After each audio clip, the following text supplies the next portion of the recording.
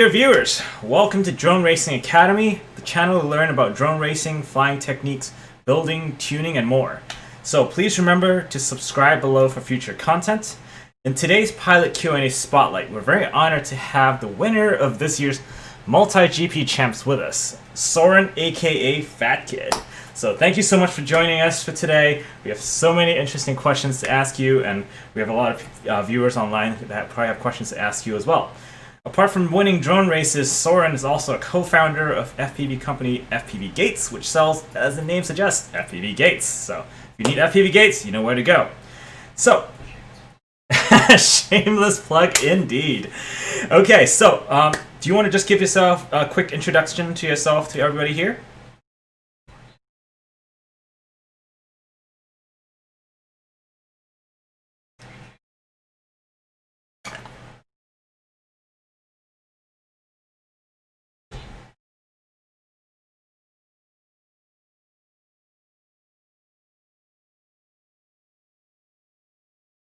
Okay, great. Thank you. And just for people that are watching the stream right now, we had audio issues last time. Can you guys all hear us okay? I think we fixed it, but in case you guys can't hear us, let me know.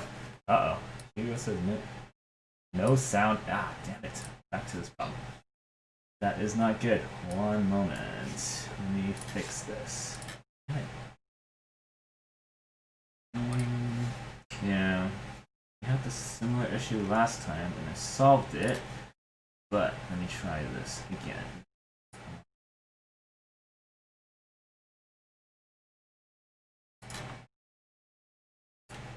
Sorry, people. We solved this last time. Somehow it's back. Very irritating. I apologize. Okay, how about now? Can you say something, Soren? Yep, testing. How about now, guys? Hello.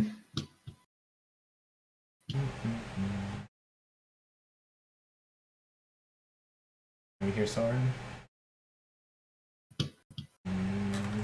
Here, I'm gonna pull up the stream on my phone. That's really weird, because this setting fixed it last time. I apologize, guys.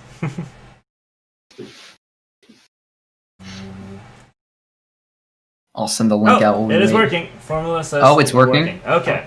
So that's Alright, weird. sweet. I did exactly the same setting. I just removed it and added it back in, but it's good now. Awesome. Great. Awesome. Do you want to just introduce yourself again? Sorry about that. Yeah, okay, no problem. So I am Soren, FhatKid. I'm 17 years old. I'm a senior in high school. I'm from Vermont. I've been flying drones for about 5 years at this point. Yeah. Awesome. So thanks so much for introducing yourself. So as you know, this channel is geared towards getting new people into the hobby. We have a lot of kind of veterans here in the chat, obviously, but what do you have to say to new people that are getting in right now? Do you have any kind of advice, why they should get into FPV and so forth? I mean, first off, like how to do it, I would definitely recommend simulator. Just get a transmitter. There's some great options for not very much that are really easy to connect to the sim. Velocirone, DRL sim, they're all really, really good at this point. It doesn't really matter which one, just pick one. And just grind that, and that'll teach you the controls. And I've seen people basically grind that, all winter or whatever, and then pick up a quad and be really good. So I think that's definitely the easiest way to get into it. As to why I would get into it, I don't know. Personally, I've taken away a lot of like lessons from FPV that just kind of translate to outside life. So I'm really glad I did it as a thing throughout high school. I think it's like the perfect thing for high schoolers to do if you can get into it. And it's great. You get to fly, you get to explore in a way that most people don't get to see. So, yeah. Great. Yeah, I think those are great reasons to get into it. Learning kind of the engineering aspects of it is very cool as well. So, great hobby, guys. Get into it. Real quick before I get into the main parts, I see an interesting question from Kevin Turner in the chat. He's heard a funny story about Soren falling down some stairs in a Romanian salt mine at a DCL race. Do you want to tell that story? Yeah. All right, so yeah, we were in Romania. Basically, we went up. We were in this huge salt mine. I don't remember how far down it is, but I think it's hundreds of meters underground. So there's like a ton of staircases to go down. And to go get food, we had to go all the way to the top. And then we found this one place. Everything else was closed. We found one place selling hot dogs. So I had my hands. I think I had my laptop with me, and then I had 2 hot dogs. And also, all these wooden stairs, like thousands of people walk over them, and they have salt on them, so they get really, really slippery. And I was going down them probably a little bit faster than I should, and yeah, I slipped, and I went down basically a whole case, which is like Oh my God. 7 to 10 steps, just boom, boom, boom, like that. Right before, like an hour before we had to fly in the DCL race. So it wasn't great. You know, I was in a lot of pain. Couldn't really walk for a couple hours. I mean, at that point, that DCL season was kind of over anyway, so it didn't matter that much. But yeah, it definitely it didn't help my flying. I'll say that much. Yeah, I would imagine so. That's tough. I think I saw that race. That was a really cool location. It was the location was so cool. Like a giant hole in the ground, and you have to go down and up again from the track, right? That was really, really cool. Yeah. It's actually my desktop background. I'm looking Oh, really? at it right now. Yeah, it's a really cool spot. Race. Nice, very nice. Okay, so we'll start off with your name, PhatKid. Is there any special meaning behind it? It's an interesting FPV handle that you have. Yeah, I get a lot of questions about it, understandably. And I guess, you know, it's something that, you know, 11, 12-year-old Soren decided was a good idea. But now I really like it because it kind of makes people uncomfortable. And I enjoy that. I don't know why, but I find it fun. Yeah. So that there's not much of a story behind it other than I thought it was ironic and it would make people uncomfortable. And I just thought it was cool. Like I learned about the word like fat, PHAT, and like how it has a different meaning, which is like excellent. So yeah, probably wouldn't pick that now, but we're sticking with it. Okay, that makes sense. Leviathan says skinny boy. Okay, so yeah. That's the other meaning of fat. Okay. All right, so I guess we'll start off with Champs. So congratulations on winning Champs. That was a big accomplishment for you. This competition was really, really tough this year. The weather was rough. I heard it was just tough competition to be in general. What was your experience like? Yeah, I mean, I knew going into it that this year was going to probably be the hardest year yet. So many like up and comers, and then just, you know, people that we've known about but training so hard this year. So I definitely, you know, I knew there was a strong field basically going in, and I was preparing for it, but I knew it was going to be a lot tougher this year. And I ended up actually qualifying in third, which is usually lower than or higher than I usually qualify. My thing is always consistency, and that's how I like podium. That's how I've podiumed in the past. That's what I did this Champs. So I was really happy to qualify third, and that gave me some confidence going into finals. But with the weather, the wind, I saw a lot of pilots struggling with that. I had to change my line in a couple places on the track for finals day, which it threw me off in practice, in that final practice. But obviously, it ended up working out, taking the safer line. Got it. That's really interesting. So let's talk a little bit about the line changes that you made, because I think that's something that we can all learn from. You mentioned the wind and changing to kind of a safer line. How did you choose where you wanted to kind of pick a safer option, and how do you come up with these different lines during a race? Okay, so for one of them, it was they actually had to remove a tower because of wind. So I was forced to change my line in some way. Mm-hmm. And then I decided it was basically a gate where you could either kind of do a split S over it or like zig out and then go straight through it. I decided to go straight through it just because it's a shorter line. Mm-hmm. But then for the dive gate, that was the most important part. And the wind was blowing really strong towards it. And so knife edging into it was really risky. Yeah. And I knew that like basically staying up in this kind of like weather condition was just going to be the number one priority. So I decided to basically do like a toilet bowl is what we call it, and go around it and then just plop in. Right. That makes sense. Are you talking a dive gate right before the finish gate? Right before the second dive gate. Got it. Yeah. Yep. I tried it in Velocitron. I didn't get to go to Champs this year, but I call it a dive gate of doom. That's a tough line to hit in general. With those winds, I would imagine that makes it that much harder. So taking it safer there makes sense. I was kind of sad that I had to change it because I had a really I was really confident in that line. I never crashed there, just going straight into it, which was an advantage. But yeah, I ended up having to change it. Yeah, so that worked out well for you then. I guess so. Can't say it didn't. That's right. So yeah, so that's interesting, right? It's kind of all part of your race strategy then, right? Kind of figuring out which line to take based on the conditions, based on kind of who your competition is, and so forth. Can you talk a little bit about, what goes through your mind at, a major competition like Champs, in terms of race strategy? How do you pick what to do at what points? Yeah, I'm very into like the race strategy and the mental game and like the preparedness. So like my goal is never to be like the fastest pilot, and I know I'm not. So I go out there with as much consistency and confidence as possible. Before this year, well, going back to last year, I had a really bad performance, and it was because my mental game was terrible. And I realized that afterwards. There was a lot of stuff I took away from that performance last year. And so this year, I just kind of hyped myself up for like a month before Champs. And yeah, I was like, I was going with the mindset to win.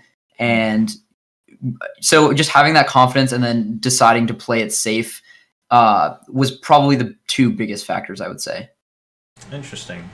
You mentioned you hyped yourself up kind of 1 month before. What does that entail exactly? Do you kind of do mental games, simulations? What do you do? Or is it like Eye of the Tiger, listening to Eye of the Tiger? It was honestly just like telling myself that I was going to win, which sounds super weird and super bad. Okay. So like, I don't mean to come off as like really cocky, because that's not the message that I'm trying to give. It's just like you have to have that mindset, in my opinion. And also a month before is really when I started like grinding for nationals. This year I kind of honestly took a bit of a break from drone racing in the beginning part of the year, and over the summer I did some, but we can go into that more later. But I really started grinding a month before, and I was feeling really good. I was feeling much faster than I'd ever flown, so that contributed to it as well. Got it. Yeah, that's very helpful information. So for those that are not familiar with Multigp Champs, it's basically one of the biggest races in the United States of the year. So, winning that is a big accomplishment, and sometimes they have people coming from international as well. It's actually an international competition. So really, really cool. So in terms of practice up to Champs, did you do anything special when you say you grinded for Champs? What exactly did you practice for? How did you practice for it? You didn't know what the track was going to be like, right? So what was your strategy there? It was basically practicing a lot of elements that we've seen in previous multi-GP tracks, because it seems like they like to incorporate like the GQ elements and just previous elements. So I set up a bunch of those, and I was basically just trying to fly as much as possible, and also I was testing a bunch of different setups during that time. And then about 2 weeks before, I decided on one and built all my quads. But yeah, it was a lot of just grinding every day. I'd do like as many packs as I could in the morning, and then charge, do schoolwork, do other things, and then do like another 2-hour session before it got dark. And I also had a Hazard FPV here at my house for basically that whole month, which helped because having a person to train with makes it a lot more enjoyable. Oh, for sure. Yeah, flying by yourself is quite lonely sometimes. So how many packs a day would you say you go through? And do you kind of practice specific things in mind, or do you just set up a track and just hit it as quickly as possible? How do you think about that? Before Champs, I was probably doing, well, I can tell you, I know I did the total. I did like 260 batteries before Champs. But on a daily basis, I honestly don't fly that much. Like I practice. I know Evan says this, which is practice when you want to, which I totally agree with. Yeah. And for 2021, I'm definitely going to be grinding harder than I did this in 2020. I honestly need a bit of a mental break from it, and just doing a lot of other things other than FPV. Yeah. Realizing that there's other stuff to do in life, be in normal high school or yeah. That makes a lot of sense. Yeah, but to go back to your question about tracks and specific elements, it's mostly just I like to watch a lot of other pilots' videos and get ideas from that. I'm not very creative when it comes to track design, so I like just stealing other people's tracks. I mean, they're all kind of similar designs, kind of mixed, anyways, right? So one way or another, you end up with a track. So, congratulations on winning. Tell me a little bit about how you felt the moment you heard that you'd won, right? Well, what feelings went through your head and how that felt? Yeah, it was a very strange ending, as a lot of people know at this point. Basically, we had flown 3 heats, and we were ready to go on to our 4th. And we were standing there for like 10-15 minutes while they were DVR reviewing. First, they DVR reviewed me, so it was a little bit stressful, but I was pretty confident I didn't make any mistakes. And that took a while, and then they went and DVR reviewed Neukel, and he had crossed the line first, but then it ended up he made a mistake. But they didn't call it for a while, and Colby, SFPV, came up to me and was like, yeah, we rewatched Neukel's video, and he made a mistake, so you won. And I didn't want to get like really hyped up yet because I knew that could not be true because it wasn't official yet, and we had to fly again. And I just looked like an idiot if I was like jumping around when there was no official call. So I was really just standing there. I kind of like walked out by myself, just thinking. And then I heard Scully come on the mic and announce that Neukel had made the mistake, and that's when it was official. And it was pretty surreal. I mean, it's been a goal of mine for a really long time. Basically, since I started, it's been the highest goal has become national champion. Yeah. And I've always looked up to, like, I don't know, Evan doing the 2-time was amazing, and still getting second this year. So huge shout out to Evan. But yeah, it was pretty surreal. And then all my friends came over and just like ran into me and giving hugs and like holding me up in the air. It was a lot of, so much fun. Sounds like a movie. It does, yeah. It felt like it, kind of. That's great. Yeah, congratulations again. That's really, really cool. We have a question from the chat, which I think relates to what you said earlier, and so I'm going to ask it now. Twidget would like to hear about the different setups that you tested and how you arrived at your final setup. Yeah. So I decided that probably a month and a half before that I was going to be running the Switchback Pro, which was in development at that point. We were testing it. So frame was determined, motors were determined, the 533 motors. And then I had some prototype ESCs, which are now more released, the Redux 32s. So I needed to make sure those were solid, but I was pretty sure I was going to run those. It was mostly arm length, so testing the 6-inch Switchback Pro arms versus the 5-inch, and then also the flight controller. And I did actually try out Betaflight, and it was good. I have a DVR video of it. It's just different, and I prefer Flight 1, and that's what I ended up on. I got the H7 and the new H7s in, and it just felt like what I was used to, the stick feel of Flight 1. So I decided to I ended up running those for Champs. Got it. And how do you choose between the 5-inch and the 6-inch? Because I think that's something that a lot of people are struggling with. What's your thoughts behind that? Yeah, I chose the 6-inch because I used to fly the Floss with 6-inch arms on 5-inch props, and I really liked the way it flew. And then also with my own frame that I flew at last Champs, it was a bit like bigger footprint than a Switchback, and I just prefer the way it flies. It's a little bit smoother. It kind of gives you more room for error too. It forces you to be smooth in some ways. So with my like just being consistent, what I like to do, it's the perfect setup. Got it. That makes sense. So, given that you've won this year, what are your plans for the 2021 season? And I know you mentioned you're going to grind harder. What are your goals for it? What are you trying to get out of the next year? So in terms of 5-inch racing, I definitely want to be at every big event like usual.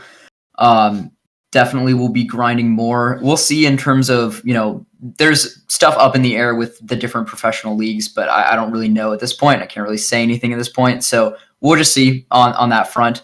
But with 5-inch racing, I'll be trying to defend the title. I know there's going to be so many fast people coming for it, and it's going to be very, very hard to do it again.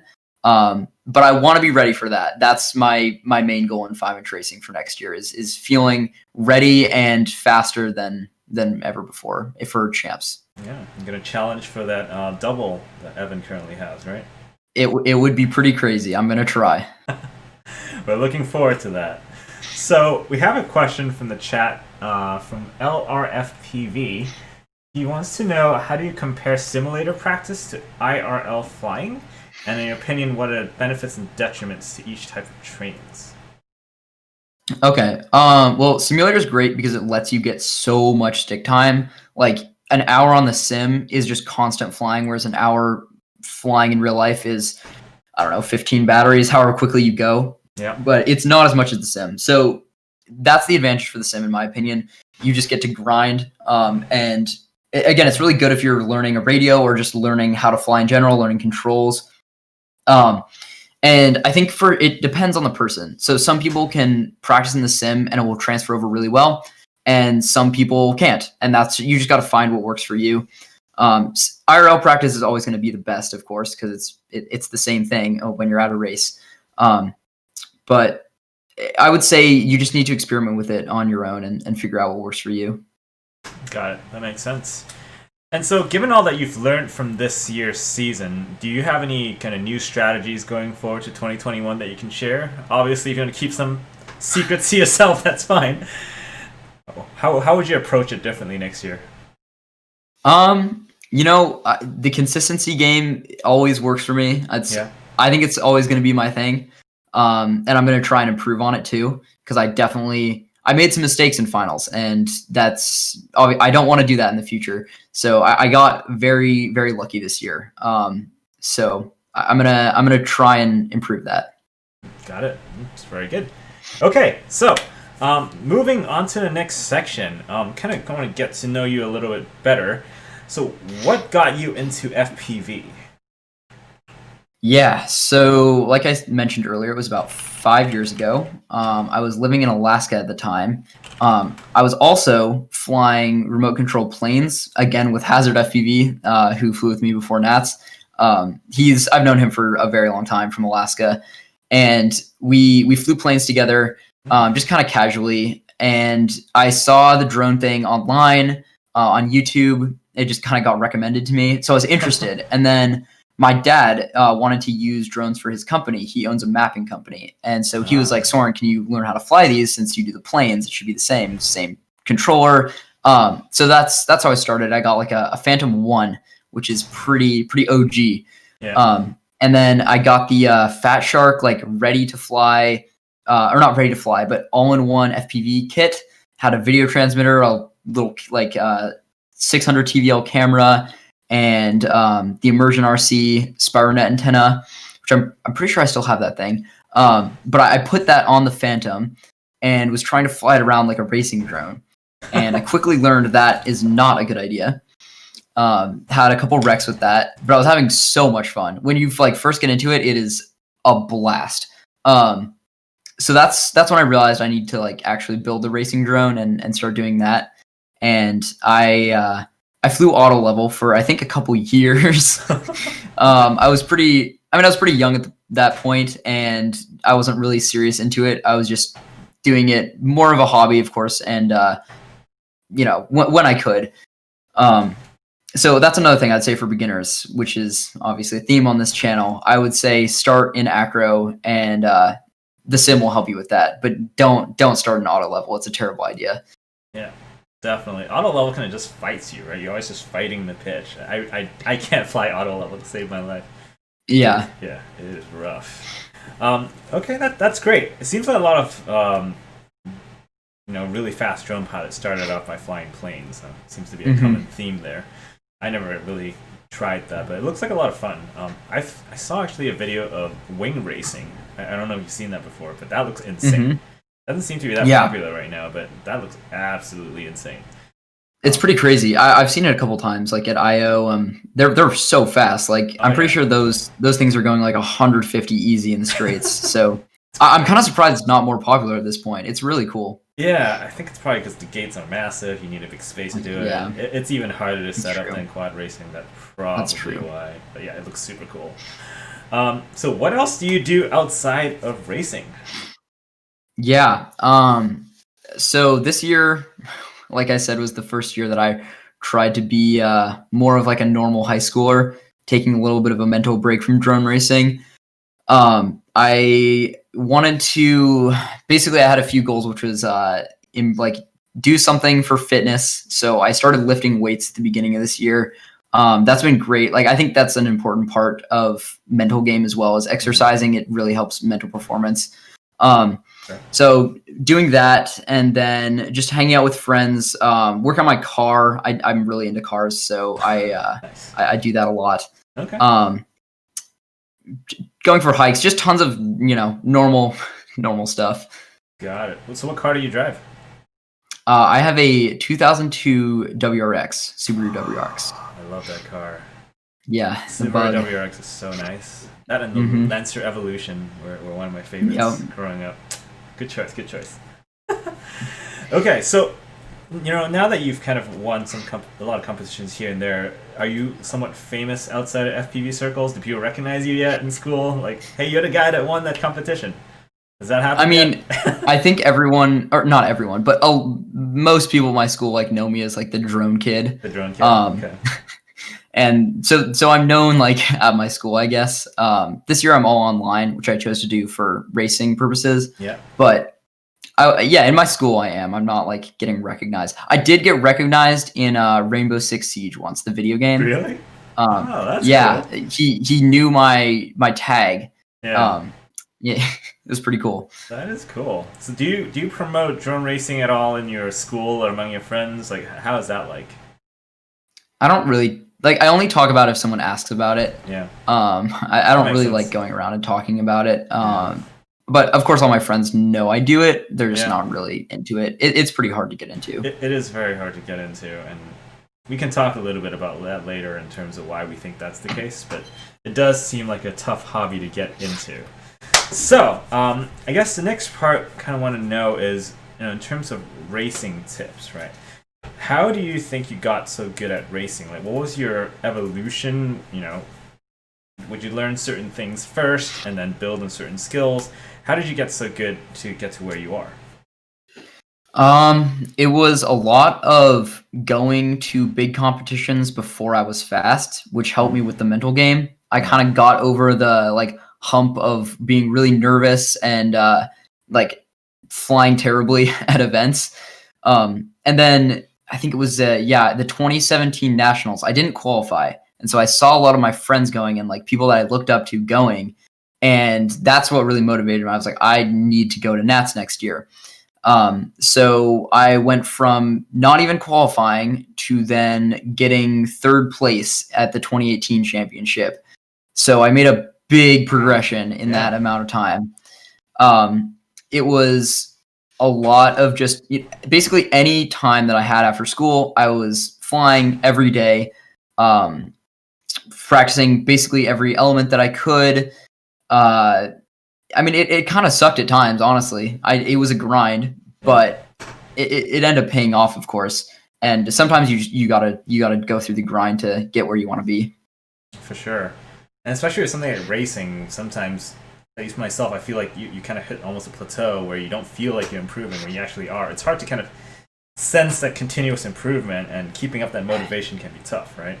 Yeah, well, your improvement, it's like a curve that goes, you're improving really, really fast, and then as you get faster, it just starts to flatten out. So, now it's a lot harder to see improvement, and which is one thing that I think kills a lot of people's motivation. I know it definitely affects me, is not seeing as much improvement as I did, because that's what I love, is seeing improvement. Of course, right? You're all competitive, and competitive people like to improve themselves, right? So tell me a little bit about how you kind of get yourself past that, right? As you have mentioned, it's definitely something that's tough to kind of see the curve kind of slowing a little bit, as it naturally will as you get to the higher levels. So how do you get past that and keep pushing?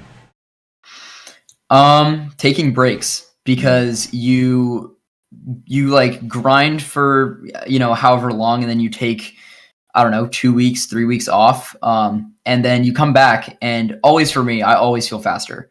And so it's a really good feeling, is not flying and then coming back and feeling fast. And that's what keeps me going in terms of practice. That's basically what I did over the summer. Is I didn't really fly. I practiced before Freedom Spec. I got first in the open class there, and then I didn't do very well in the Freedom, the actual Spec race. But then flew some GQ, and then basically took a break. And that was the break for about 2 months until I started grinding for nationals. And then when I started up again, I felt really good. That makes sense. It's kind of back to the fly when you want to kind of situation, right? I think that makes a lot of sense there.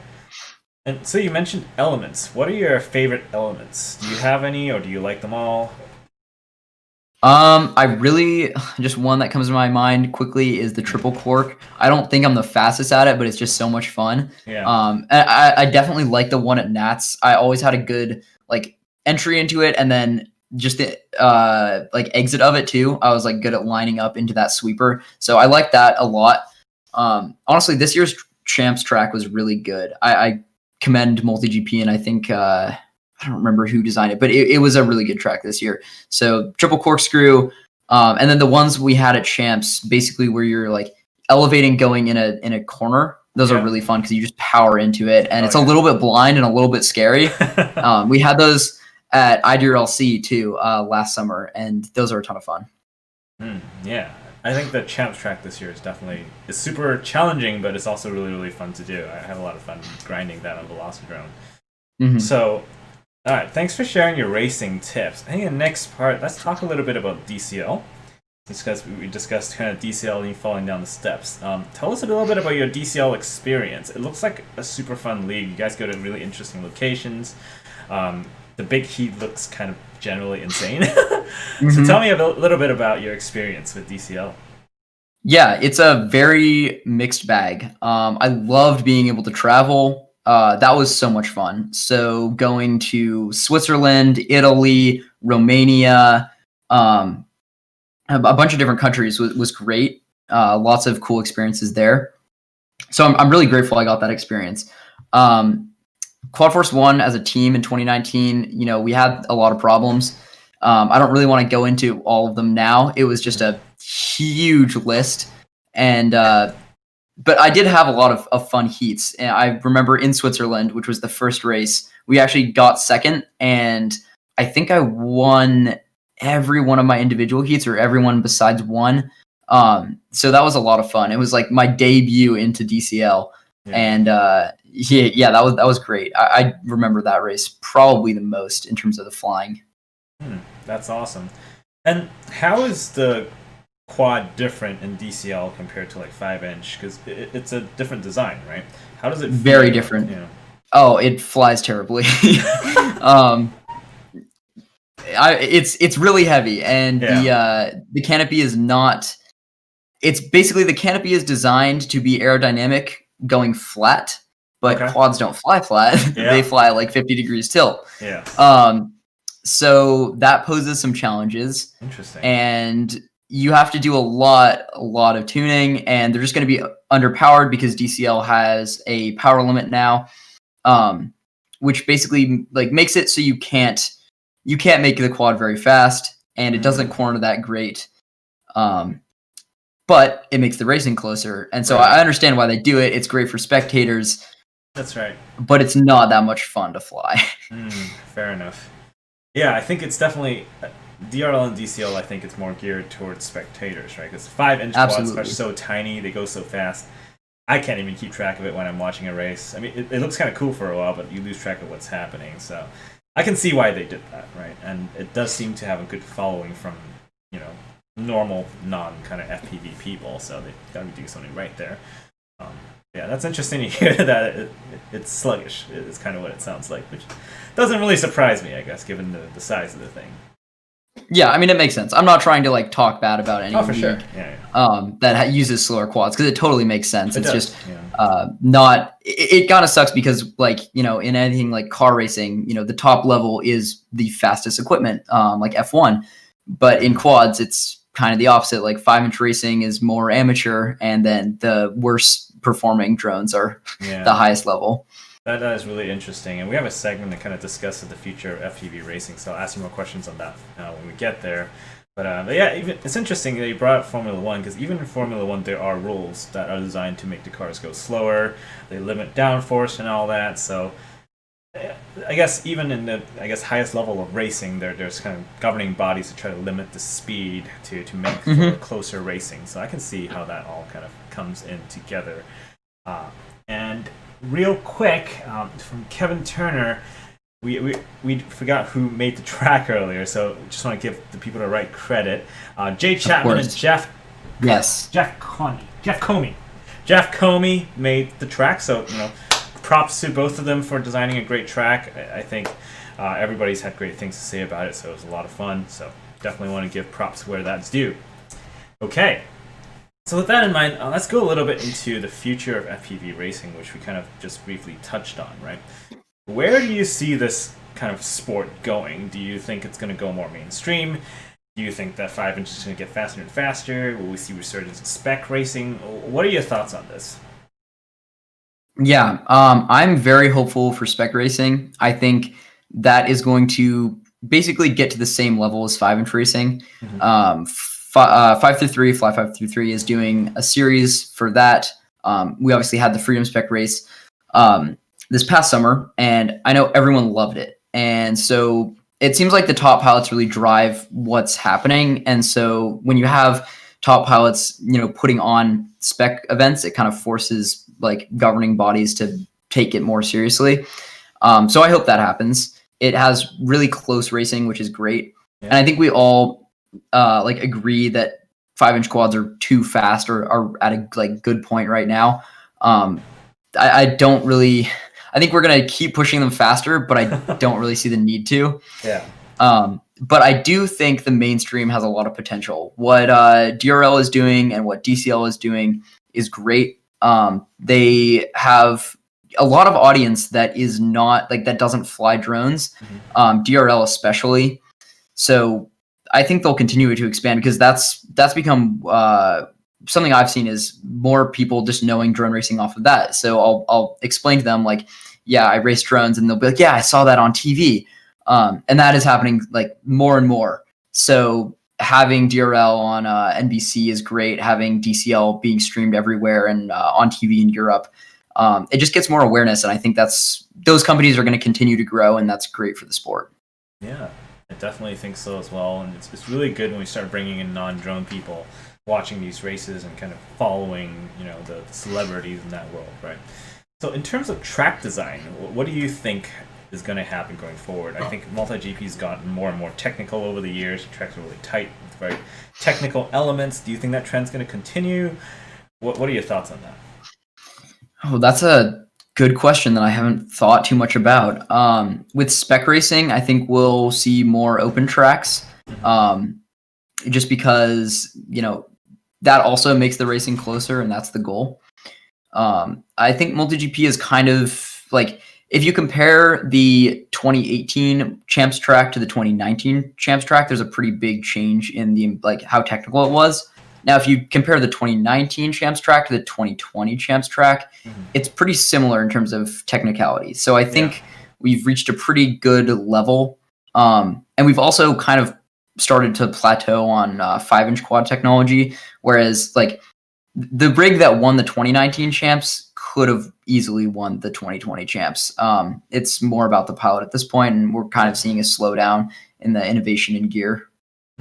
Yeah, definitely think so as well. It's interesting. I think we're still trying to push the weight down a little bit here and there. I'm seeing lighter and lighter weights, but motors, ESCs, I mean, they're getting better, but the rate of innovation, as you said, is probably slowing down a little bit there. So it's interesting to see when the next breakthrough would be. Probably, if I were to guess, maybe on the video link side.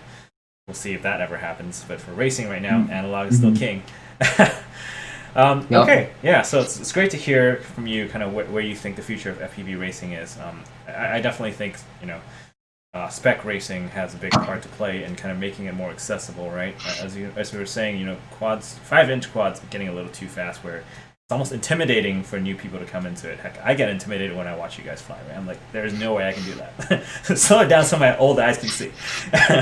So spec racing, I definitely think is definitely very interesting. Okay, so guys in the chat, thanks for staying with us for so long. Ask more questions if you guys have more questions before we continue going on. So pop in questions anytime, we'll pick it up. So next segment, I want to talk to you a little bit about your FPV Gates company. Tell us a little bit about how that got started.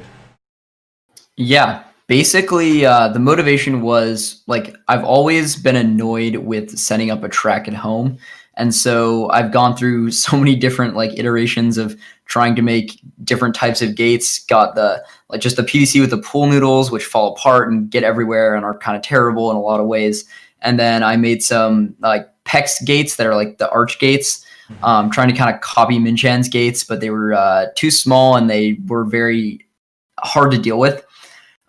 So I had this idea along with my business partner, Waffle Liam, and we wanted to make cheap gates, and we looked into it before coronavirus, and the prices were basically too high to just like be reasonable. And we ended up after, or kind of during, the whole pandemic, prices came down with the factories, and we ended up deciding to go for it, and start a more affordable fabric gate company. And that was the whole goal, is just make it more accessible and have like more people with fabric gates, because I think they are a very essential practice tool. Yeah, definitely. And I think that's a big part of, what's stopping people from getting into hobby as well. They see such a big track, they're like, I got to set something up, at home or at a park. That's going to take a lot of time, right? So having gates that are easier to set up and relatively affordable is definitely a big part of kind of driving the sport forward. So tell me a little bit about kind of what's the most difficult part of starting a business? Ooh, that's a toughie.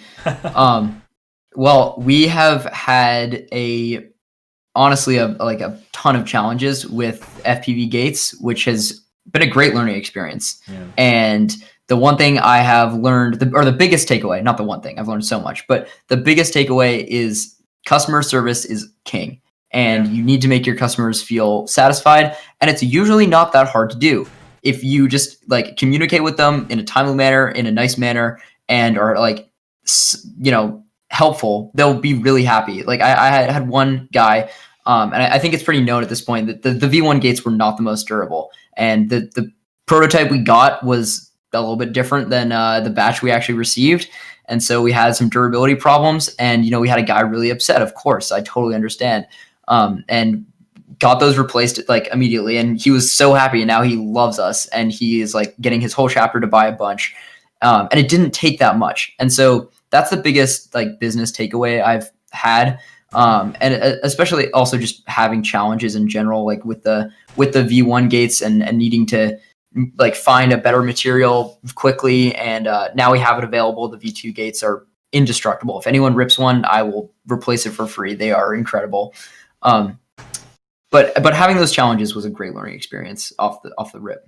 Yeah, and definitely customer service is very important, especially in our hobby, where sometimes feels like there is no customer service, which something's kind of understandable given how we crash these things. It's hard to give customer service on the FC that you crash into water or whatever, right? So it's a difficult balance, but kind of it's refreshing to have a company that really kind of stands behind the product. So kind of props to you there.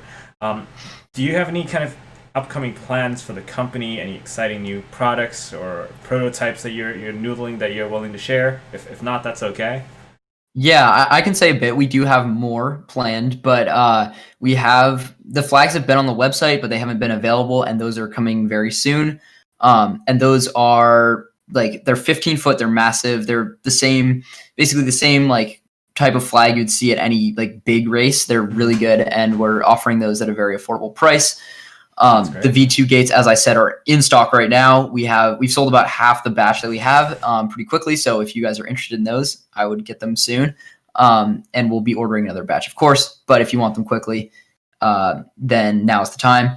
And we are sponsoring the Tiny Trainer, the 5-3 Tiny Trainer series that's coming up. So we'll have custom gates out there. We love supporting those guys. We've sponsored the Freedom Spec race. Just giving back to the community as well. It's great. So there's more after that, but that's it for now.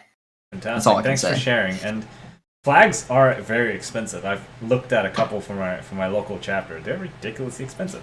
So having more options, definitely very excited about that. So we've got a question in the chat from Talama42. Did I pronounce your name right? I'm sorry if I got it wrong. His question is, what's so awesome about a material on the new generation of FPV Gates? So time for you to plug your company. Sure, yeah. So the V1s were just vinyl, which the V1s are too, the V2s are as well. But the V2s are they're like I measured it. I think they're 3 times thicker than the V1s, and they have much better like ripstop mesh inside of them.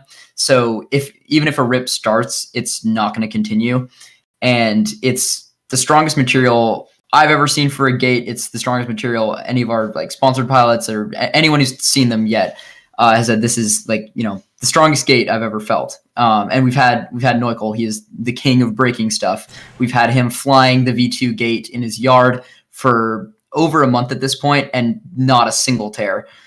So it's basically like the same rubber that you would find in like those inflatable boats. It is incredibly strong. Great. Yeah, that's really interesting because we definitely tear a lot of our gates locally. I don't know what material they are, but they definitely tear a lot. My drone gets buried in them. It's not great. Yeah, so that was the other thing I wanted to speak on, was why we decided to go with just flat vinyl instead of mesh, was because a lot of people get stuck in the mesh and it strings off into your motors and it's kind of terrible. So going with that flat vinyl, and now that it doesn't tear, there's no way to get stuck in a gate. Yeah, that's definitely helpful because I've lost races because I got stuck on a gate before. Yep. I was very bitter about that. We've got a question from, I think, Sien. He's just asking, what's Spec Racing? Do you just want to introduce the concept of Spec Racing to him?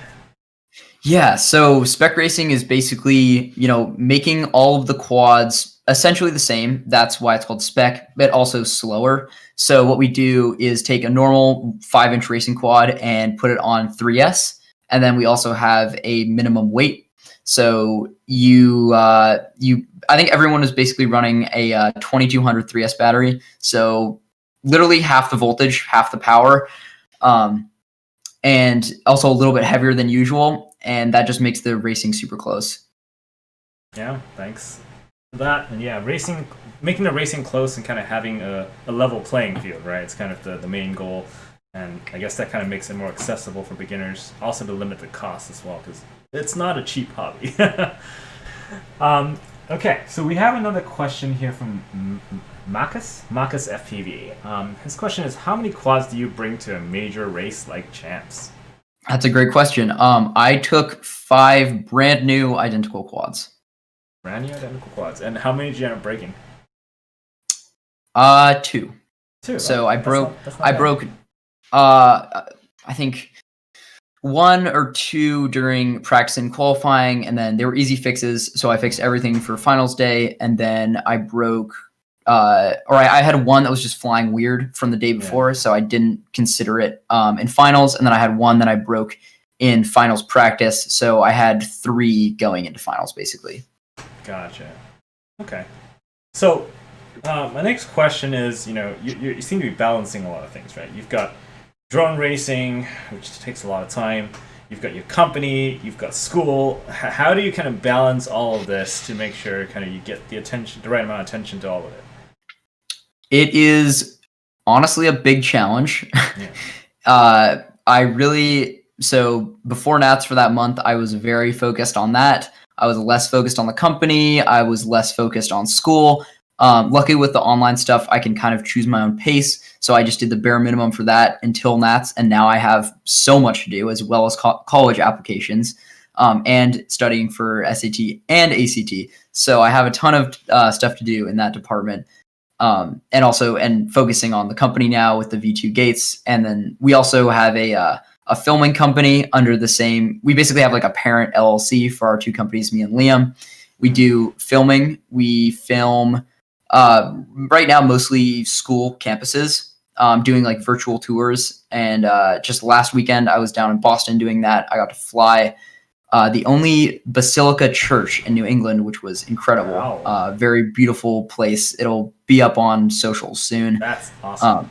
Yeah, so get a lot of cool opportunities with that as well. It's another thing I have to balance. But the honest answer is it's a struggle, and I'm very, very busy all the time. I would imagine so. So that video that you were just talking about, is that going to be on your YouTube channel?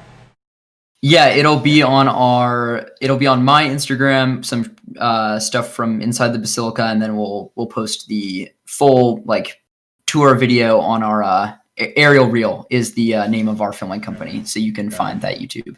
You can go check out our previous work as well. Very cool. So people that are on the stream or looking at a video later, remember to check out Soren's kind of video company. It sounds like he's done some very interesting video work there. So, Soren, you were telling me earlier that you got some questions from your social accounts and Instagram. Have you covered them all? Do you want to kind of let me take a look right now. Okay. And in the meantime, people that are tuned in right now for the live chat, please do kind of add more questions to the list. We're going to switch over to answering some of the questions on Soren's socials, but please do ask more questions over here if you have them. Okay, so I got one from Sam FPV, which is a great question. It says, are you planning to fly FPV drones as your career? What is your plan currently? So I can touch on this. Yep. I am planning to take a gap year to continue to fly and hopefully fly in a professional league. Basically just do it full time mostly, and as good as I can. And then at that point, after that year, most likely I'll be then going to college and kind of dialing back the racing. It depends on a lot of factors, again, with the professional leagues and other stuff, but that's the plan for right now, is to take a gap year. And I'm finishing my senior year right now, actually. I'm graduating early in January, so I'll have the whole spring and basically a year and a half to continue to do it as a mostly full-time thing, and then going to college and probably focusing more on a traditional like business career, which is what I'm mostly interested in, business and engineering, which is what I'll be studying. Yeah, that's a good combination. Yeah, I myself kind of went that route. I went engineering in school, and now I'm working on business. So it's a very killer combination. So yeah, very cool. Let's see. What else do we have? Taco FPV says, why do you only follow 3 people? You are the cool. Wait, you are the coolest person ever. Haha. Make you lame, not support. Okay, I do support people. I follow them all on my personal Instagram. I just don't follow anyone on my FPV Instagram, because then when people go to my profile and they see that, then they can click on it and it just goes to my personal, and then it goes to the FPV Gates Instagram and the Aerial Reel Instagram. And that is the main reason for doing that. Let's see. Prop School FPV says, how fast does it go? It goes pretty fast. I think he knows that pretty well, though. Let's see. Someone asked, how much money do you make? Which is, I know, like, it's kind of a subject that people don't really like to talk about, but I mean, it's all like public information. I like last year, I think in prize money, I made about $17,000, around there. Around there. And then this year, Champs was $4K, and obviously I have the businesses, but that's totally separate. Yeah, definitely. And on that topic too, right? I think the prize money somehow has got to increase, because compared to like esports and all the other ones, what we have here is peanuts, unfortunately. So hopefully that continues going up. But to do that, we need more people interested in the hobby. So it's kind of a cycle. Hopefully that continues to grow. Any other questions from your Instagram? Let's see. I think that is it. Nick Wasp has a car emoji going quick. Not really a question. Taco says congrats on the win. That's it. Yeah, Neukel's very jealous of the money you're raking in, apparently. Hey Neukel, how's it going? Okay, so I think those are the main questions that we've had for you so far, and it sounds like most people in chat kind of asked the questions they wanted to ask as well. So in conclusions, do you have any kind of closing thoughts, as well as anything you want to say to your competition for 2021 now that Neukel's tuned in? Oh, I know Neukel is going to be coming for that win in 2021.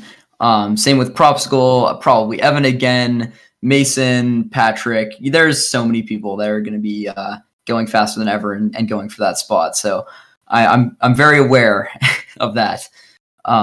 But I will try my best to defend that position. But I think we've covered everything pretty well. One thing that I did relate to a lot when I was watching Evan's interview was just the lessons that he has taken from FPV, and then also like starting a business in FPV, which of course he's also done very well.